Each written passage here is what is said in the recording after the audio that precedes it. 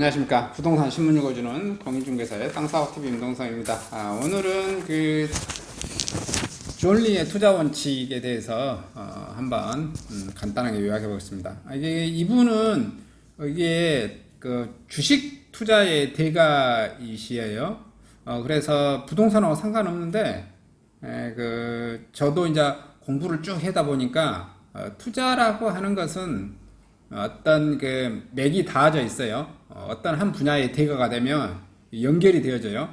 그런 것도 있고, 이제 이분이 부동산 투자는 계속 하지 말라고 해서, 요것도 부동산하고 관계돼서 한번, 저도 존리의 투자 원칙 유튜브를 여러 번 이제 들어보고 있습니다. 그래서 간단하게 제가 이분에 대해서 100% 다 알지 못하고 그렇긴 하지만 이분이 좀 주장하신 요약된 것을 내용을 한번 요약해 보려고 합니다. 그리고 존리의 투자 원칙에 대해서 굉장히 저도 긍정적이고 맞다, 동의하고 이렇게 생각을 합니다. 저도 이제 부동산 투자를 하고 있는데요. 주식 투자도 사실은 하고 있습니다. 주식 투자도 굉장히 많이 하고 있고요.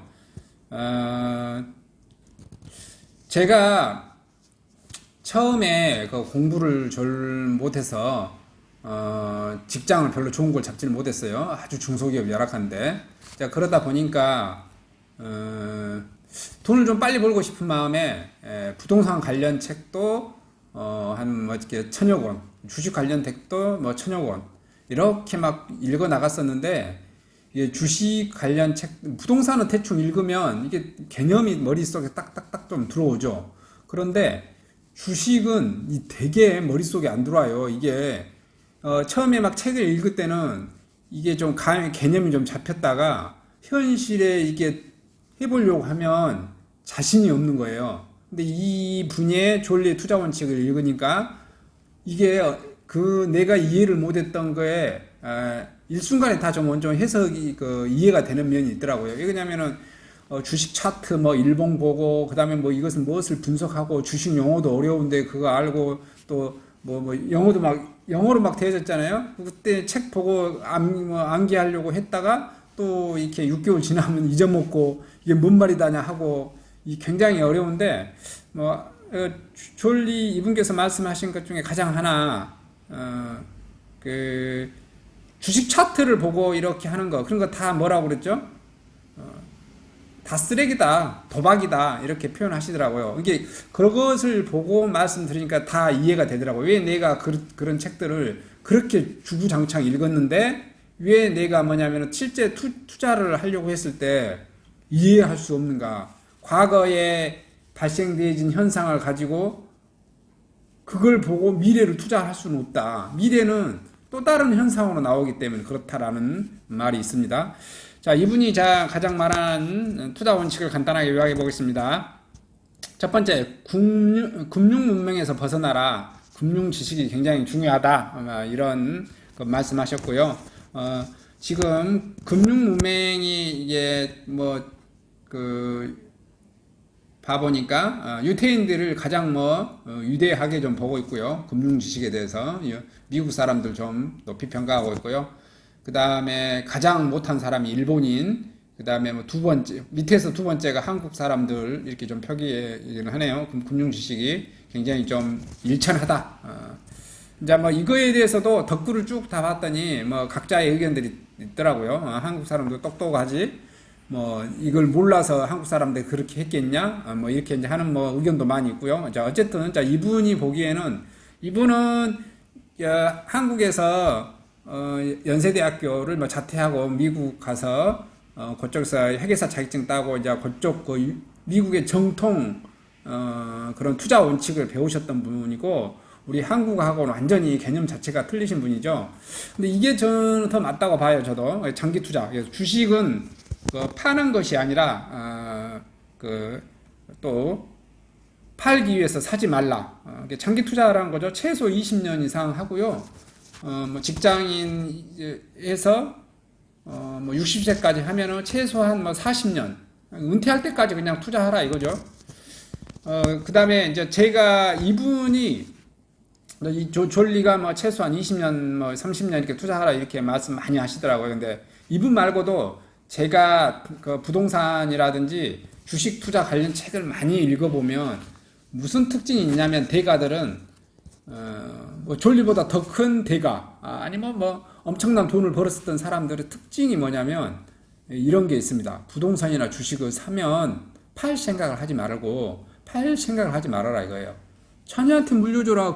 당신이 자신 있게 분석해서 그 부동산을 샀어. 그 주식을 샀어. 그것을 왜 팔아? 황금알을 낳는 거인데 계속해서 자본이 일을 해서 투자 수익을 계속해서 가져다 주는데, 그리고 당신이 10년 전에, 20년 전에, 30년 전에, 50년 전에 샀던 거라고 하면은 그때 투자 금액은 이만큼이고 지금은 자산 가치가 이만큼 늘어서 현재 가치에 의해서 투자 수익이 나올 건데, 투자 수익이 어마어마하는데 왜 황금알을 낳는 거위를 배를 째냐?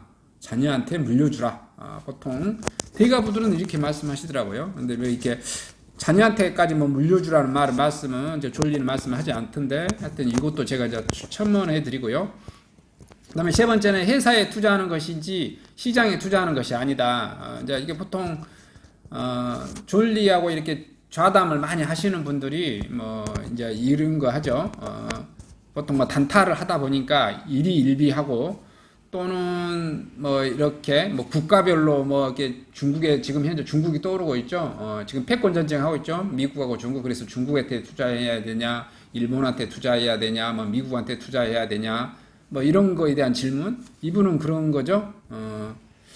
회사를 봐라. 회사를 보고 투자를 하는 것이지, 그 회사가 독일에 있을 뿐이고, 그 회사가 영국에 있을 뿐이고, 그 회사가 호주에 있을 뿐이고, 그 회사가 미국에 있을 뿐인 것이다. 이렇게 설명을 하시고 있네요. 그리고 이제 사교육비를 줄이고 그 돈으로 투자를 하라. 이제 이렇게 말씀하시더라고요. 근데 제가 생각에 일부는 맞고 뭐 일부는 좀 틀리는 것 같아요. 근데 우리나라도 보면 저도 역사책을 굉장히 많이 읽었는데요. 이게 이제 우리나라의 사교육이 좀 잘못됐다라고 하는 것은 이분의 논리에 의하면 유태인들은 굉장히 부모 중에 특히 어머니가 그 교육을 이렇게 잘 하고 있죠. 직접 이렇게 하고 토론하고, 그다음에 항상 밤에 저녁은 같이 먹고, 그다음에 이 토요일이나 일요일은 같이 부모와 자식 간에 이렇게 대화를 나누고. 근데 우리나라는 어떤다? 부모가 교육에 참여하는 게 아니라 부모가 교육은 안 시키고 학원에다가 돈을 줘서 교육을 하청을 시킨다 이거죠. 그리고 국영수 위주로 한다 이거죠. 그거에 대한 이제 잘못된 것을 엄청 신랄하게 많이 지적하시더라고요. 근데 이제 저 같은 경우 보면은 이게 뭐라고 그럴까? 역사하고 좀 기인한 것 같아요. 왜냐하면 우리나라라고 하는 이 한반도에서 있었던 것은 과거 역사를 보면 우리나라는 공부를 잘했던 사람들이 항상 관료가 되고 좋은 직장 갖고 뭐 이런 것이에요. 그래서 그런 것을 경험을 많이 한 부모들이 돈을 많이 벌지 못하더라도 꼭 제가 이제 지금 조선시대에 마찬가지로 산업공상 이렇게까지 말은 하지 않더라도 아무래도 직업이 변호사고 공무원이고 이렇게 하면 돈은 그냥 뭐 변호사에다 많이 벌 수도 있고, 요즘 또 변호사도 뭐 많이 못 벌 수도 있고, 뭐 이렇게 하겠지만, 공무원도 돈은 많이 못 벌어요. 지금 존리가 말하고 있죠. 공무원 되면 절대 돈 많이 벌 수 없다. 저도 인정합니다. 이제 예전에 조선시대라든지 과거에 뭐 이렇게 봐보면 관료가 돼서 뒷돈 많이 받아서 부자가 될 수도 있겠죠. 지금 중국 같은 경우 워낙 심하잖아요. 뒷돈 받아서 뒷돈이 어마어마하죠. 그거 중국 같은 경우 사마천의 사기 같은 경우도 부자가 되고 싶으면 관료가 되라고 했어요. 그건 사마천이 역사서에도 뭐라고 부자가 되는 방법 중에서 뭐라고 했어요? 일이 장사를 해라. 사업가가 되라 해서죠. 이 관료가 되라. 관료가 돼서 정식적인 녹봉도 받아먹지만 뒷돈도 엄청 받아먹는다. 이거 뒷돈 받아먹는 것은 그냥 당연한 걸로 받아들이는 거예요. 하지만 지금에 있어서는 뭐 우리나라 같은 경우 뒷돈 받아먹다가는 깜빵 가기 쉽겠죠. 이게 뒷돈을 받아먹을 수 없는 이런 전제를 깔고 하는 거 보면은, 근데 이제 지금 현재의 우리 부모들은 뭐 그런 것을 한 게 아니라 지금 이제 공무원분들은 대체 뒷돈도 잘 안 받아먹죠. 왜냐하면은 장기 텀으로 이렇게 버는 거니까. 그리고 무엇을 하는 거죠? 만약에 여러분이 공무원보다 훨씬 돈을 더 많이 벌 수 있어요. 예를 들어서 아파트 현장에 가서 줄 타고 있잖아요. 유리창 닦는 거라든지 그 글씨 쓰는 한 사람들, 그 사람들 연봉이 1억에서 2억, 3억 정도도 막 되고 그렇습니다. 그러면 공무원보다 훨씬 변호사보다 돈 많이 벌 수 있어요. 또 특히 주유소에서 가서 주유소 탱크 청소해 준 사람들 있잖아요. 그분들은 목숨 걸고 일합니다. 5억에서 10억도 봅니다. 그러잖아요. 그 다음에 그 고압선 같은 데서 이런 거 작업하시는 분들, 그거 뭐 일당 뛰는데도 100만 원도 넘고 막 그렇게 해요. 근데 잘못하면 어떻게 되죠? 고압선에 까딱하면 내 팔 날아가는 거잖아요. 아니면 고압선에 죽을 수도 있고, 이게 생명을 담보로 하는 일이에요. 근데 예를 들어서 꼭 모든 것을 돈으로만 이렇게 환산할 수는 없는 이제 이런 것도 이게 덧글에 대해서 굉장히 이제 좋은 일을 비난하는 이게 이런 글들이 좀 많이 좀 있더라고요. 그래서 이제 제가 보기에는 이 부모 입장에서는 이제 이 자녀가 뭐라 그럴까요? 공부를 잘 시켜주고 싶죠. 왜냐하면은 더럽고 뭐 이러한 직업보다는 그래도 근사하고 산뜻한, 그리고 남들이 좀 이렇게 우러러 봐줄 만한 그런 직업들을 이렇게 해주고 싶은 것은 부모의 욕망이고 마음입니다. 물론 근데 이제 우리나라는 좀 그것이 좀 도가 좀 지나친 면은 있죠. 그리고 뭐라 그럴까요?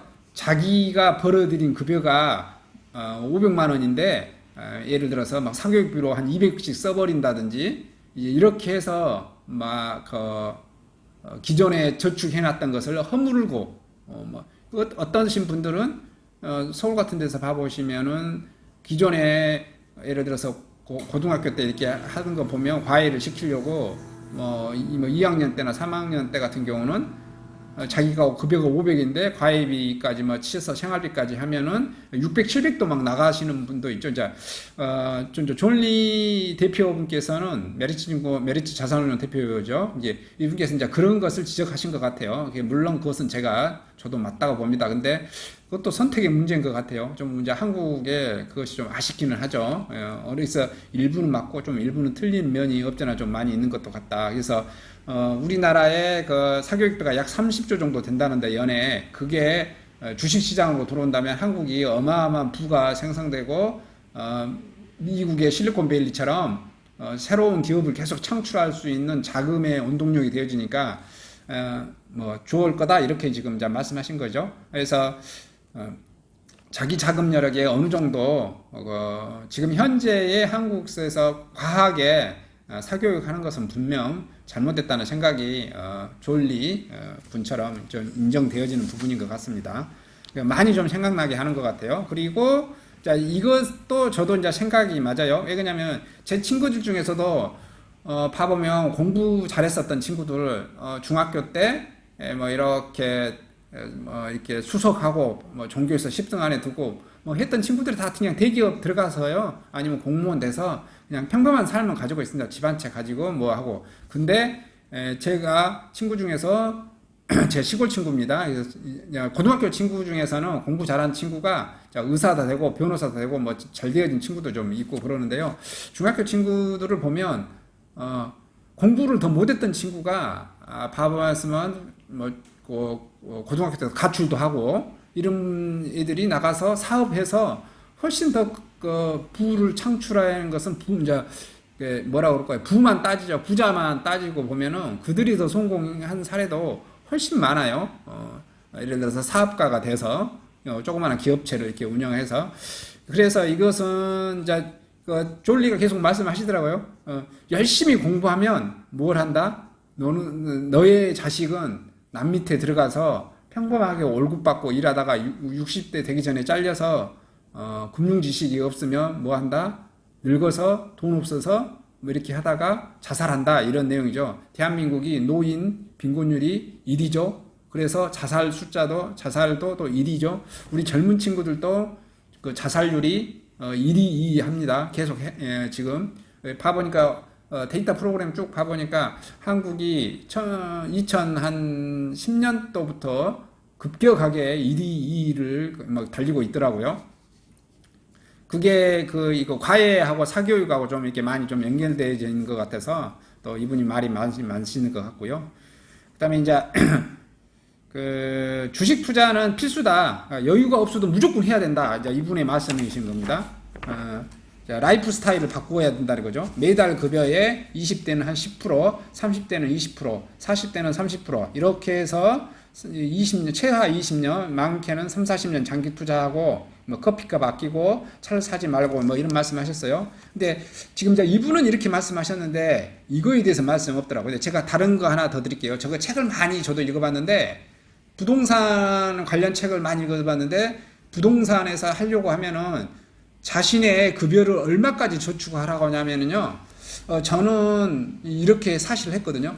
60%에서 70%까지 저축을 하라고 합니다. 저는 심지어 100%까지도 저축을 해봤어요. 여러분도 100%까지는 못하더라도 90%나 80%까지는 저축할 수 있습니다. 어떻게 하냐면은 부모님 집에서 기거하면 됩니다. 부모님 집에서 내가 예를 들어서 부모님하고 같이 살면 뭐가 해결이 되죠?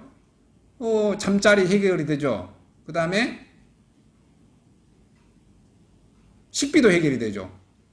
그러면 뭐만 이제 필요하죠? 뭐 통신비하고 교통비 이 정도. 그리고 간단하게 뭐 이제 뭐 친구들 만나서 용돈 이 정도. 이 정도로 하면은 거의 뭐 80% 정도까지는 저축을 하지. 그러니까 예를 들어서 20대 후반이라고 그러면 남자들 기준으로 여자들 같은 20대 중반 자기 급여에 10%는 무조건 주식을 이분 계속 펀드를 넣으시라고 그러시더라고요. 펀드에서 이제 넣으시고 그것도 주식형으로 넣으라 이거죠. 이렇게 한 다음에 나머지는 나머지에 대해서 말이 없는데 이제 제가 말씀드릴게요. 시청하신 분께서 나머지 분은 부동산을 살 수 있도록 기초 시드머니 할 수 있도록 저축을 한 70%, 60% 이렇게 저축하시라 이거예요. 부모님 집에서 얹혀 살면서 아니면 형 집에 얹혀 살면서 그렇게 할 수 있잖아요. 저 같은 경우는 건설 회사 제가 다녔었는데요. 건설 현장에 총무로 파견 나갔어요. 건설 현장 총무로 2년간 파견 나가니까 현장에 숙소가 있죠. 그리고 급여를 줍니다. 또 그 다음에 현장에 나가니까 중식비를 별도로 돈을 주더라고요. 그런데 실제로는 아침, 점심, 저녁을 현장에 한바식당에서 다 제공해 줍니다. 그러니까 어떻게 되죠? 통장으로 급여 통장이 들어오고요. 중식비가 20만 원이 따라 나와요. 그러니까 저는 어떻게 했냐면 급여를 100% 다 저축을 했습니다. 그리고 20만 원 가지고 그냥 생활비 그러죠. 친구들 만났을 때 뭐 술 한잔 마시는 거 요 정도. 무슨 친구들 모임하는데 갯돈 내고. 그러니까 20만 원 해결되니까 급여를 100% 저축죠. 2년간 100% 저축하니까요. 가볍게 5천만 원이 넘게 모이더라고요. 이게 여러분이 부모님 집에 얹혀 사시면서 돈을 모으면 짧은 시기에 시드머니를 확보할 수 있습니다. 시드머니가 확보되면 부동산을 투자하든 주식을 투자하든 대출 없이 좀 할 수가 있어요. 그게 가장 핵심 쟁점입니다. 이분은 10%만 가라고 했는데 이분은 지금 노후를 준비하라는 거에서 10%, 30대 20% 이렇게 하라고 했는데 이거 제 말 굉장히 중요하실 겁니다. 다른 책에도 부동산 책이라든지 뭐 다른 분들은 이 말을 계속 말씀해요. 여러분 급여의 50% 이상은 저축해라. 여러분 급여에 이제 저축은 시드머니를 만들기 위해서 저축을 하는 거예요. 처음부터 이렇게 투자 지식이 없는데 처음부터 막 투자를 할 수는 없으니까 처음에는 유튜브 많이 시청하시고요. 책도 많이 읽어보시고 이렇게 하셔서 본인이 머릿속에 개념이 좀 잡혀야 돼요. 투자에 대한 개념. 그 다음에 이제 복리의 마법, 이제 미국의 퇴직연금제도 401k에서 급여를 10% 계속 강제해서 미국 사람들이 60세가 돼서 주식이 보통 401k에 50% 이상 돼서 미국 국민들이 해마다 부자들이 20억, 우리나라 돈으로 20억, 30억, 40억, 50억 한 사람들이 계속해서 배출되어진다 이거죠.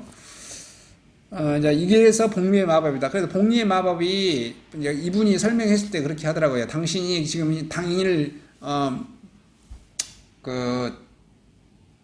10억을 줄게, 10억을 받아갈래? 100원 줄래? 200원 줄래? 400원 줄래? 그 다음에 800원 해서 이렇게 30일간 줄래? 가면 30년 연봉리잖아요. 연봉리 됐을 때 이게 500 몇 억이 된다고 이렇게 말씀하시더라고요. 근데 이걸 가지고 설명하면은 젊은 친구들이 이해를 못할 것 같아요. 왜냐면은 그렇게 되어진 사례는 없기 때문에 제가 봤을 때는 어떻게 설명이 해줬냐면, 그죠? 내가 뭐냐면은 내가 투자 원금이 1억이라고 그러면 1억에 10%한 1억 천? 1억 천에 또 뭐냐면 연봉리? 이렇게 좀 설명하셨으면 더 좋지 않았을까 하는 좀 아쉬움이 좀 있어요. 그렇게 이제 했었을 때, 이게 뭐냐면은 주식은 연봉리잖아요. 주식은 연봉리. 그 다음에 이제 투자를 위해 라이프 스타일을 바꿔라. 사교육비 줄이고, 커피 마시지 말고, 커피값이 보통 한 잔에 10,000원도 하고 하니까 이거 마시지 말라 한 것 같아요. 그러면 한 달 기준으로 30만 원, 주식형 펀드에 투자하면은 이렇게 나중에 그 돈이 수십억 이게 되어져 있을 것이다. 이거 지금 말씀하신 거예요. 자동차 업체고, 자동차 업체란 말은 제가 봤을 때 책을 많이 읽어봤는데 부동산 투자를 하신 분이거나 다른 주식 투자하는 거나 자동차는 절대적으로 사지 말라고 계속 말하고 있습니다. 누구든지. 이것을 한번 고려해 보세요. 만약에 자동차를 꼭 사야 된다면 중고차로 사라. 이것도 이제 고민 좀 해보시고요. 아니면은 경차를 사는 방향도 있겠죠. 근데 경차도 제가 봤을 때는 마티즈나 티코 이런 너무 경차는 안 샀으면 하는 마음이에요. 왜냐하면은 돈 아끼려다가 사고 나서 이렇게 될 수도 있잖아요. 그래도 최소한 1500cc 이상 정도나 1300cc나 그죠? 그 정도는 그래도 좀 타셔야 되지 않을까 좀 싶습니다. 그다음에 이제 자녀의 생일날이나 졸업식 때 무슨 대소사 있을 때 물건 대신 주식을 사주라. 이건 말씀하시더라고요. 이게 유태인들은 성년식을 13세에 한대요. 만 13세에 하는데 유태인들은 기념일에 뭘 제공해줘요? 첫째, 성경책 주고요. 둘째, 시계를 주고요. 셋째, 부모님, 큰아버지, 작은아버님, 이모, 고모, 가족들 쫙 모여서 100만원씩, 200만원씩 다 이렇게 할아버지 다 모으죠. 그게 한 5천만원 된다는 거예요. 5천만원. 그럼 그것을 어떻게 한다? 주식이나 주식형 펀드 같은 데 투자해서 이 친구가 대학교 졸업하고 군복무 마쳤을 때 20대 후반이었을 때 한 5억 이상씩 이렇게 만들어 준다 이거예요. 그래서 중국은 아니 유태인들은 대부분 90% 이상이 창업을 한다라는 거죠. 창업. 왜냐면은 그것은 제가 봤을 때 한국하고 이게 역사적으로 다른 것 같아요. 왜냐하면 유태인들은 계속해서 나라 없이 떠돌아다녔잖아요. 그러니까 금융산업이 발달됐고 금융지식이 발달한 거고요. 자식한테 그것을 알려준 거고. 왜냐하면 남 밑에서 일을 못하고, 왜냐하면 남 밑에서 일을 할 수가 없어요. 왜냐하면은 나라 없는 국민이잖아요. 나라 없는 국민이 얼마나 핍박당하겠어요. 그러니까 자신이 사업을 창업을 해야겠죠. 그 다음에 중국 같은 경우도 왜 뭐냐면은 대학생들이 졸업하면 50% 가까이 창업을 한다고 해요. 창업을 하는 사유가 그러겠죠. 중국에 대부분 중국인들이 상술이 좋다고 말하잖아요. 부자가 되려면 무조건 중국인 장사하는 것을 굉장히 잘하는 걸로 생각을 합니다. 그 다음에 이제 장기 투자의 관점, 장기 투자를 하라. 이건 말씀하신 거죠. 1만원짜리 주식이 5천만원으로 떨어질 때 또 1만 5천원으로 오르든 이런 거에 단기 투자에 샀다 팔았다 데이터 트레이딩 하지 말고, 데이터 트레이딩 하는 것은 도박이고 갬블링 하는 것이다. 20년, 30년에서 어떻게 될지 중요하다. 이렇게 해야 된다고 그러시네요. 근데 이게 뭐냐면 굉장히 힘든 문제예요. 저도 사실은 좀, 이게 뭐냐면 대부분의 대한민국 국민들이 부동산은 장기 투자를 해요. 부동산은. 왜냐하면 부동산은 눈에 보이는 거거든요. 땅을 가지고 우리 아버님이 땅을 가지고 60년째 예를 들어서 그거 가지고 농사 짓고 저한테 그 땅을 줬어요. 논을. 그 땅에서 논을 주고 마을 이장한테 맡겼어요. 그래서 나한테 계속해서 나는 땅을 공짜로 부모님한테 받았고 이 땅에서 계속해서 한 해에 나는 이미 부모님으로부터 그 땅을 받았기 때문에 공짜잖아요. 빵원이잖아요, 사실은. 근데 거기서 어떻게 해요? 논에서 계속해서 쌀이 하여튼 1000평 기준에 한 20-30가만씩 계속 나한테 나온단 말이에요, 해마다. 공짜 쌀값이라도 나오는 거잖아요. 근데 이렇게 사라지지 않는 게 보여요. 근데 주식은 여러분들 투자하기 굉장히 불안하죠. 근데 저 같은 경우도 많이 부동산 관련 또 주식 관련 책을 이분 말고도 많이 읽어봐서 장기 투자를 생각을 했어요. 뭐냐, 워런 버핏도 장기 투자하라고 그래서. 근데 저는 이제 이렇게 생각한 게 아니라 단순하게 이렇게 생각을 했습니다. 한국이 저도 이게 그 책에서는 있지 않았지만 그냥 자본주의를 믿은 것 같아요. 대한민국에 대한 자본주의. 대한민국이 경제개발도상국, 후진국에서 경제개발도상국, 그 다음에 지금 현재 경제로는 대한민국이 정치, 뭐 문화 이런 것 수준이 낮을지언정 경제는 대한민국이 전 세계 1위 정도 됐잖아요. 아니, 1위까지 안 해도 하여튼 상위 클래스에 뭐 들어간 거잖아요. 10위 안에 대부분 들어가니까. 그렇게 되면은 어마어마한 주식이 지금 올랐잖아요. 지금 대한민국이 주식이 전폐가 됐어도 어떻다? 뭐 우리가 말하는 삼성전자라든지 뭐 어떤 그 뭐 아모레퍼시픽 같은 거 100배, 1000배 막 올랐잖아요. 그래서 저는 그렇게 생각했어요. 중국 주식을 이렇게 종목별로, 산업별로 이렇게 사서 내 나이 한 70까지 가져가면 내가 둘 중에 하나가 되겠죠. 내가 그 주식이 그 휴지 조각이 되든지 실제 대한민국에 있는 삼미그룹, 삼보라든지 다 망해서 다 뭐 이렇게 뭐그 휴지 조각 됐어요. 그죠? 그럼 이제 제가 한 10종목이나 이렇게 이상 찢어 놓으면 거기서 7, 8개가 다 휴지 조각이 되더라도 그 중에 두세 개만, 한두 개만 100배, 1000배 되면 나는 부자 될 수 있다라는 그런 저는 생각을 했습니다. 그래서 무려 2006년에 주식을, 중국 주식을 업종별로 뭐 철강, 은행, 보험, 뭐 이렇게 뭐 자동차, 이렇게 뭐 원자재, 이렇게 뭐 이렇게 파트별로 한 10개 종목으로 찢어서 이렇게 뭐 사뒀습니다.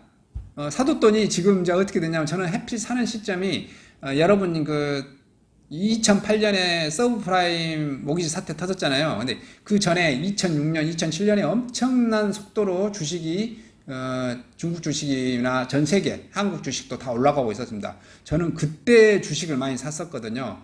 그러다 보니까 2006년, 2007년에 많이 샀다 보니까는 이게 지금 제가 14년째 보유하고 있어도 반토막입니다. 반토막. 근데 뭐 제가 이존이라는 분의 말을 듣기 전에도 그냥 보유하고 있었고요. 향후에도 그냥 보유하고 있어 보려고 그래요.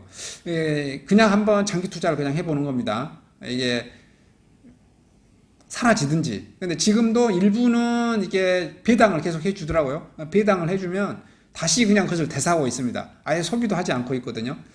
장기 투자해서 정말 부동산의 수익이 더 좋은지, 내가 뭐 종목을 잘못 선정한지, 여기서 지금 졸리가 어떤 종목으로 나중에 투자하라는 것도 좀 더 나오더라고요. 회사를 선택하는 거. 근데 이제 제가 회사를 저는 선택을 그냥 기준에 그렇게 선택을 했거든요. 업종별로 그냥 쫙 나누고, 업종에서 시장에서 1위나 2위 업종 그냥 이렇게만 골랐어요. 뭐 분석도 하지도 않고. 그래서 지금 사실 뭐 그렇게 또 뭐 잘 투자를 한 것 같지는 않은데 어쨌든 그냥 이렇게 하고 있습니다. 그래도 이제 은행에다 절대 입금을 하지 마라. 9번째, 은행에다 입금을 절대 하지 말아라.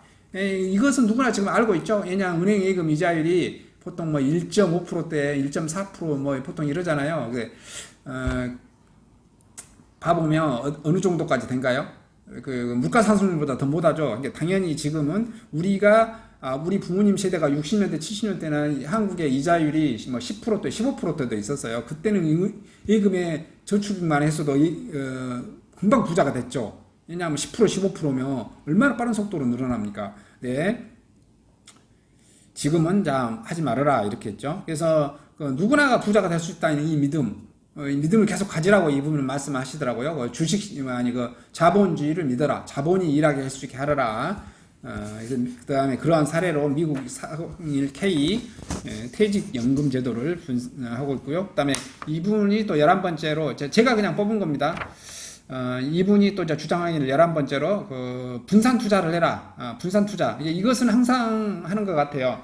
누구든지 보통 분산 투자를 하는데 그 분산 투자를 어떻게 하냐면 업종별로, 그 다음에 아까 제가 말했죠. 이제 업종별로, 그 다음에 시기별로, 국가별로, 산업별로, 그리고 뭐냐면은 여기가 뭐 종목별로도 하는 거예요. 이분은 계속해서 이제 부동산에 투자하지 말라 이렇게 하시더라고요. 근데 부동산, 주식, 채권, 뭐 이렇게 돈이 많다고 하면 그다음에 자원, 예를 들어서 뭐 달러. 근데 달러는 화폐니까 하지 않았으면 저는 좋겠다는 생각이 좀 들긴 하지만 어쨌든 투자하라. 그다음에 분산 투자하라. 그리고 예를 들어서 사는 시기도 예를 들어서 똑같은 종목이더라도 뭐 조금씩 예를 들어서 내가 부동산이 이 2010년에도 사고, 예를 들어 2015년에도 하나 사고, 2020년에도 사고, 주식도 예를 들어서 내가 테슬라가 마음에 들었다 그러면 테슬라를 2010년에도 사고, 2015년에 사고, 찢어서 사는 거죠. 자, 그 다음에 이분은 또 부동산에 투자하지 마라 이렇게 말씀하시더라고요. 엄청 강하게 말씀하시더라고요. 그래서 이제 이거는 제가 나중에 따로 이거에 대해서 제가 부동산은 저는 이렇게 주로 하니까 부동산에서 말하는데, 한국은 그 개인 자산이 80%가 부동산에 몰빵되어져 있다. 근데 저도 이것은 인정해요. 부동산, 대한민국 사람들이 굉장히 부동산에 대한 그 믿음이 워낙 강합니다. 그래서 우리 조상들, 그 다음에 우리 부모님 세대들, 우리 할아버님 세대들이 부동산에 그냥 몰빵되어져 있죠. 그리고 현재도 많은 사람들이 몰빵되어져 있고요. 예, 그래서 이분은 그냥 부동산에 투자하지 마라 이렇게 그냥 말씀하시는 것 같아요. 근데 부동산에도 이제 투자는 해야죠. 근데 이분도 부동산에서 이익이 있다라고는 생각을 하시더라고요. 근데 그 주식이 더 이거 많다라는 거죠. 그래서 한국에서는 예를 들어서 어떠한 일본처럼 어떤 그 사고가 났을 때 한국의 부동산도 한 방에 맛이 갈 수 있다. 이걸 지금 말씀하시는 거예요. 근데 제가 이제 일본하고 한국하고 부동산 시장은 또 완전 다릅니다. 이것은 나중에 설명해 볼 문제인데요. 그걸 사례로 들은 것은 좀 잘못됐어요. 왜냐하면 전 세계에 미국, 영국, 호주, 캐나다, 그 다음에 중국, 다른 데 부동산은 다 올라요. 그래서 근데 일본은 특이한 사례예요. 일본은 특이한 사례. 이제 어쨌든 자, 그렇게 일단 설명을 하고요. 근데 이분의 말도 한번 경청해 볼 필요는 있고요. 그 다음에 이분이 계속 말씀하시는 거 13번째, 자본이 일을 하게 하라. 그래서 자본은 지금 현재 정권은 좌파 정권이죠. 좌파 정권이 뭘 주장해? 맨날 노동만 신성시하죠. 그 자본을 굉장히 범죄시하고, 그래서 이거 자체가 좀 잘못된 거예요. 미국 사회가 어떤 거죠? 노동자가 주식을 보유하고 있어서 어떻게 된 거죠? 자본과 노동이 믹서된 이런 것. 그런데 이분은 그 굉장히 주식만 이렇게 하셔서 그 주식이 마치 그 자본에 대응하는 것처럼 이렇게 말씀하시는 것 같아요. 뭐 경제의 경영의 3요소 뭐 이렇게 하면 뭐죠? 토지, 그 다음에 뭐죠? 자본, 노동이잖아요.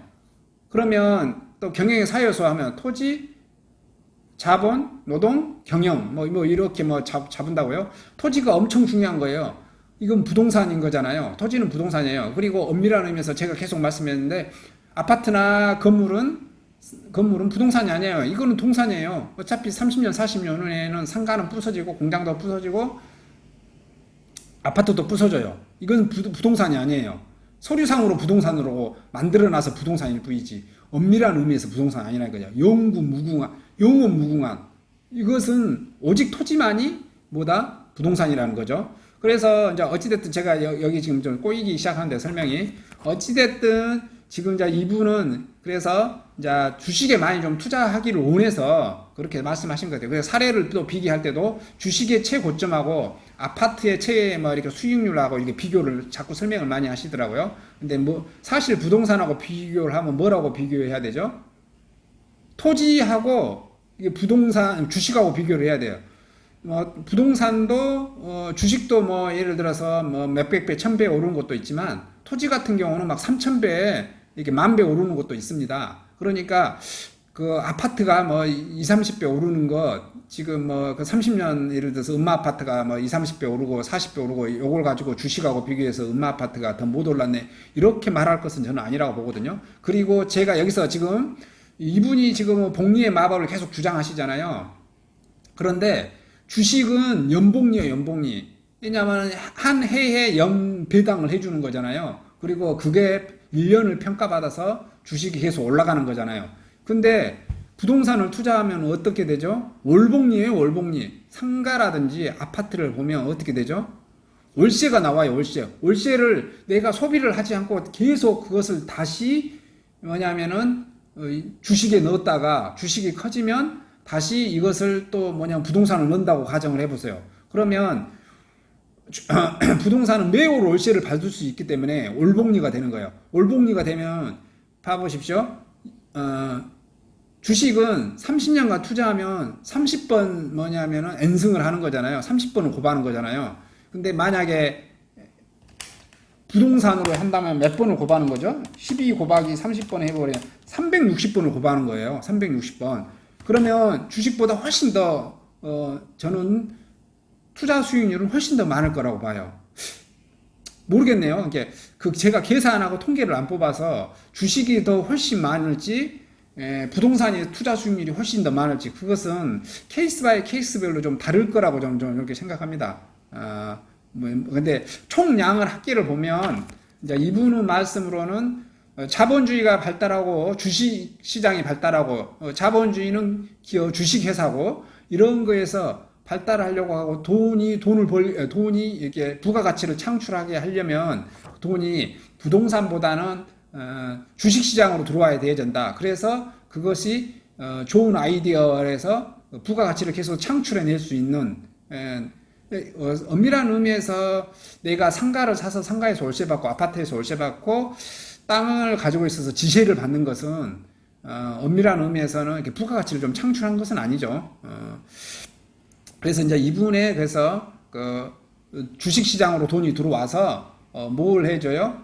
이렇게 미국처럼 뭐 테슬라라든지 뭐 구글이라든지 이런 회사, 뭐 줌이라는 회사들인지 막 이렇게 계속해서 새로운 회사들이 창출해낼 수 있는 아이디어를 가지고 창출해낼 수 있는 이런 것은 주식시장에 돈이 좀 많이 들어가면 좋겠다라는 생각은 동의합니다. 그 다음에 주식을 사서 모으는 것이지 14번째 주식을 사서 모으는 것이지 파는 것이 아니다. 예외적으로만 판다. 이 부분 맞아요. 이분은 이렇게 자식한테까지 막 주라 이런 거죠. 그럴 만한 주식이 있더라고요. 자, 이게 파는 경우는 어떤 경우에 팔아야 되냐? 예외적인 경우는 판다. 예외적인 경우가 어떤 경우냐? 더 좋은 수익이 있을 경우 또는 내가 뭐 자금이 필요해서 이제 뭐 써야 돼서 파는 경우 그다음에 산업 트렌드가 바뀌었어요. 예전에 삐삐가 나오는데 삐삐가 사라지고 핸드폰이 나온다든지 이런 경우 그다음에 경영자가 자기 뭐 자식한테 뭐 이렇게 해주려고 사리 사욕을 추구해서 뭐 사고를 친다든지 이렇게 했을 때 팔고 털고 빠져나가야겠죠.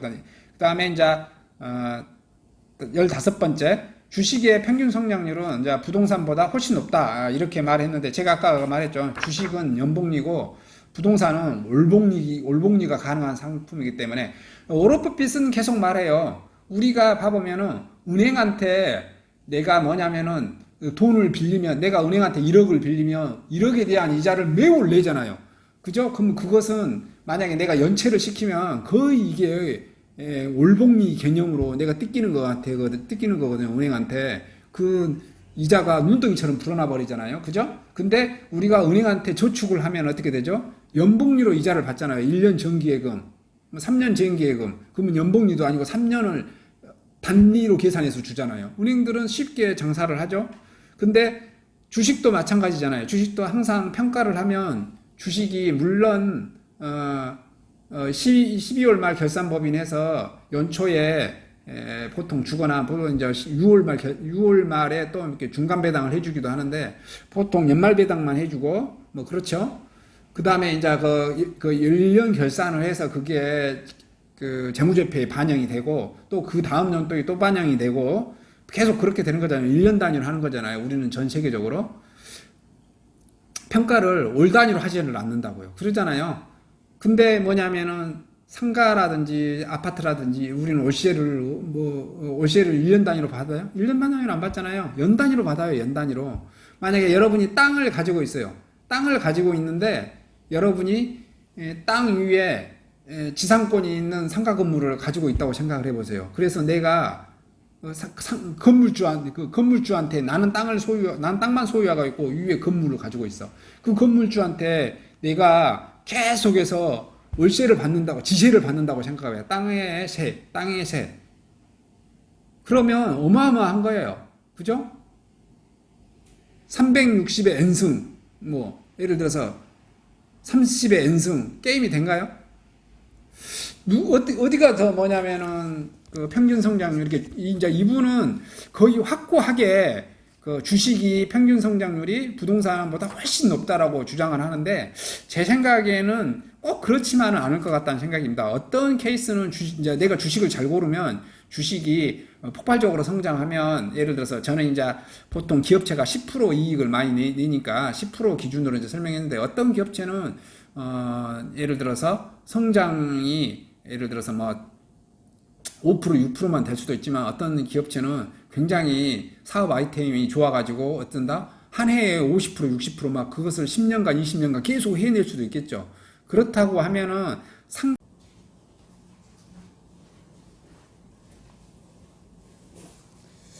안녕하십니까, 빵사고TV의 임동성입니다. 저는 카페 공인중개사로서 부동산 이렇게 하고 있고요. 토지, 꼬마 빌딩 상가, 공장, 모텔 이런 거 전문적으로 좀 하고 있습니다. 그리고 코웨이 판매 사원으로 활동하고 있고요. 코웨이에서 나온 정수기, 그다음 공기청정기, 그 다음에 침대 매트리스, 침대 매트리스도 찐득이 같은 거 제거해 드린 겁니다. 이게 다 월 단위로 2개월에서 4개월 단위로 해 드리는 거고요. 뭐 안마의자, 그 다음 뭐 삼성전자 제품도 같이 팔고요.